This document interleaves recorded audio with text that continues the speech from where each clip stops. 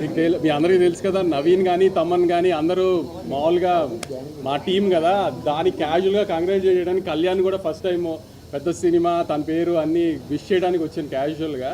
దానికి తమన్ ఇరికించాలని కూర్చోబెట్టాడు ఇక్కడ. మర్చిపోయానండి, మా సినిమా సీడెడ్ డిస్ట్రిబ్యూటర్ కూడా ఈయనండి.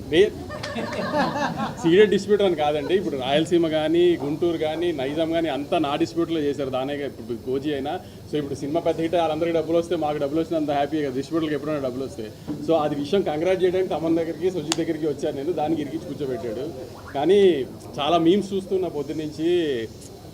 మా 12 ఏళ్ళు ఆకలి తీర్చేశారు, ఇది అది ఇది అది అత్తారింటికి దారి తర్వాత అలాంటి ఆకలి తీర్చావు అనేది. సో సుజిత్ ఆ గబ్బర్ సింగ్ అది వేసి ఆయన బయటకు వస్తూ అరుస్తూ గబ్బర్ సింగ్ నుంచి అలాంటి మూమెంట్ నుంచి సుజిత్ ఈ మూమెంట్కి వచ్చాడంటే ఎంత ప్రైడ్ మూమెంట్ చూసారు. అది సెలబ్రేట్ చేయడానికి వచ్చాం అంతే. Very very happy. Interval block interval తర్వాత 5th రీల్ మాత్రం థియేటర్లో AMBA ఊగిపోయింది అసలు. యాక్చువల్లీ ఇంక సింగిల్ స్క్రీన్స్ ఎలా ఉంటుందో ఊహించలేదు. అందుకే శ్రీరాములు కానీ సుదర్శన్ కానీ వెళ్ళాలి, ఇంకా వెళ్ళలేదు, అంత ధైర్యం చేయలేదు. కానీ తప్పకుండా ఈ థియేటర్కల్ ఎక్స్పీరియన్స్ మాత్రం మిస్ అవ్వకండి. It's one of it's kind. Kalyan గారు ఇట్లా